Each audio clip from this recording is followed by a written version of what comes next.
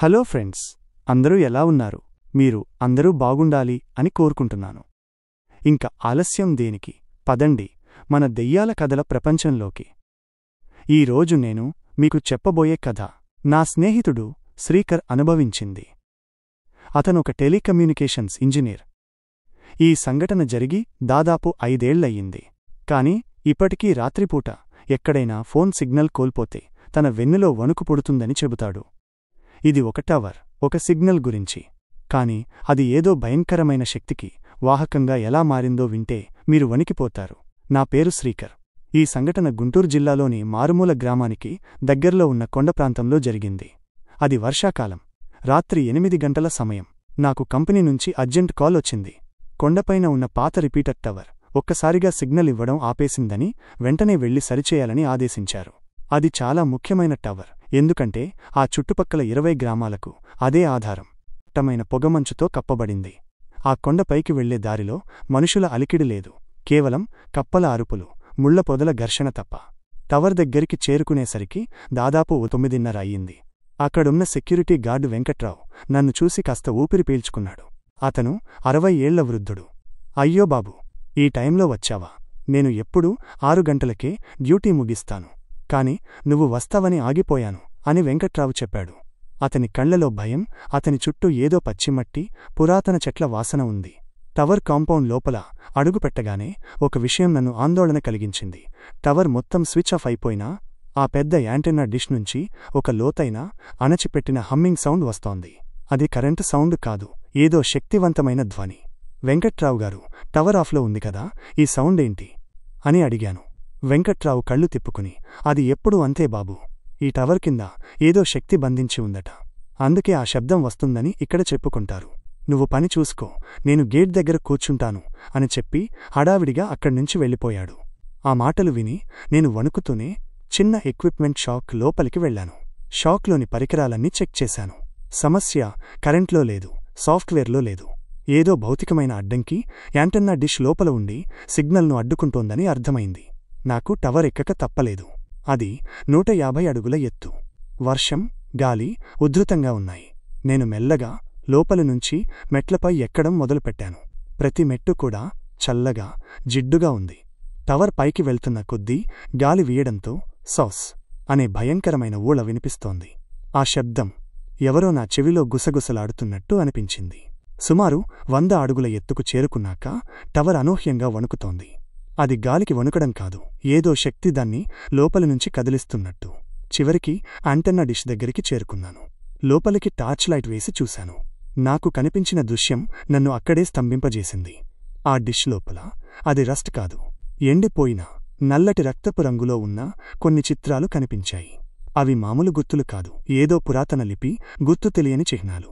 ఆ గుర్తులు డిష్ మధ్యలో నుంచి అంచుల వరకు మొత్తం శక్తివంతమైన వలయంలా గీసి ఉన్నాయి. నేను చేతిని జాపి ఆ గుర్తులను ముట్టుకున్నాను. అంతే, నా చెవుల్లో ఒక్కసారిగా భయంకరమైన అరుపులు, వేలమంది గొంతుకలు ఒకేసారి మాట్లాడినట్టు శబ్దం వినిపించింది. నా చెవిలోని బ్లూటూత్ హెడ్సెట్లో నుంచి ఆ శబ్దం వికృతంగా, గజిబిజిగా దూసుకుపోయింది.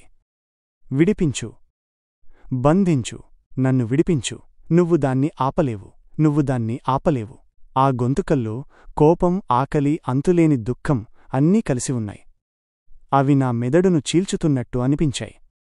నేను వెంటనే హెడ్సెట్ను విసిరిపారేశాను. ఆ అరుపులు నా మెదడులో రింగుమంటున్నాయి. భయంతో కిందకు చూడగా ఆ దట్టమైన పొగమంచులో టవర్ అడుగుభాగంలో ఒక ఆకారం. ఆ వ్యక్తి వెంకట్రావు కాదు. అతను చాలా పొడవుగా, సన్నగా ఉన్నాడు.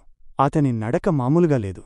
ఎలక్ట్రానిక్ సిగ్నల్ డిస్టార్ట్ అయినట్టు తడబడుతూ, వంకరగా ఆ ఆకారం కదులుతోంది. ఆ ఆకారం ఆ బంధించబడిన గేట్ను దాటి లోపలికి వచ్చి టవర్ మెట్లు ఎక్కడం మొదలుపెట్టింది. నేను చూస్తుండగానే ఆ ఆకారం మనిషిలా కాదు, ఒక పురుగులా వేగంగా మెట్లపై పరుగుపెడుతోంది. నాకు ప్రాణం మీదికి వచ్చింది. ఆ ఆకారం ఇక్కడికి వస్తోంది, నన్ను పట్టుకోవడానికి వస్తోంది. నేను ఒక్క క్షణం కూడా ఆలస్యం చేయకుండా టవర్ పైనుంచి దొర్లుకుంటూ కిందకు దిగాను. నా చర్మంపై గాయాలు, రక్తం కారుతున్నా పట్టించుకోలేదు. నా దృష్టి మొత్తం ఆ పైన వస్తున్న నల్లటి నీడపైనే ఉంది. నేను అతి కష్టం మీద కిందకు చేరుకుని టవర్ బయటికి వచ్చి చూస్తే అక్కడ వెంకట్రావు లేడు. నేను వెంటనే పరుగున గేట్ దగ్గరికి వెళ్లాను. అక్కడ నేలమీద వెంకట్రావు వదిలిపెట్టిన పాత లాంతరు, ఒక పాత కమండలం ఉన్నాయి. ఆ లాంతరు కింద ఎండిపోయిన పసుపు నలుపు రంగు మట్టి ఉంది. ఆ మట్టిలో ఏదో ఘాటైన తీపివాసన వస్తోంది.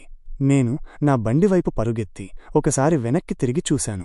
ఆ టవర్ పైన యాంటెన్నా డిష్ మధ్యలో ఆ నల్లటి ఆకారం నిశ్చలంగా నిల్చుని నన్నే చూస్తోంది.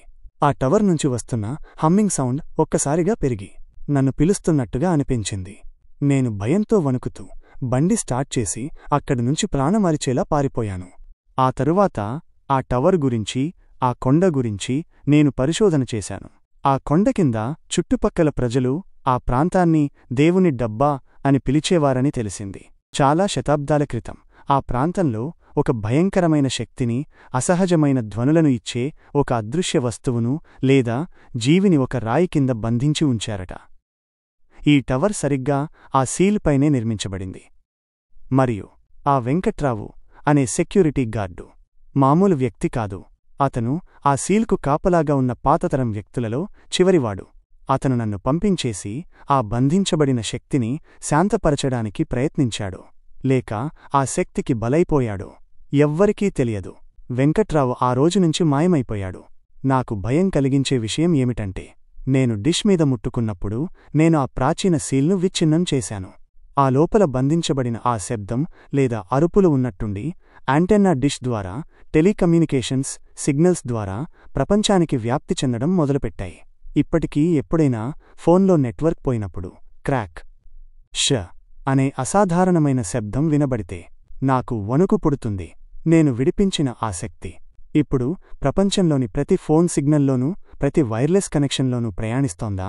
ఆ చీకటి ఆకారం నన్ను పిలుస్తూ విడిపించు, బంధించు అని అరిచిన మాటలు ఆ శక్తేనా? ఈ ప్రశ్నకు నాకింకా సమాధానం దొరకలేదు. ఇది ఇవాల్టి హారర్ స్టోరీ. మీ ఒక్క లైక్ మాకు ఇలాంటి మరిన్ని వీడియోలు చేయడానికి స్ఫూర్తినిస్తుంది. మళ్ళీ వచ్చే వీడియోలో కలుసుకుందాం. ఆ వెంకట్రావు ఏమయ్యాడు? ఆ టవర్ లోపల ఉన్నది దేవుడా, దెయ్యమా? మీ అభిప్రాయాలను కామెంట్స్లో తెలియచేయండి.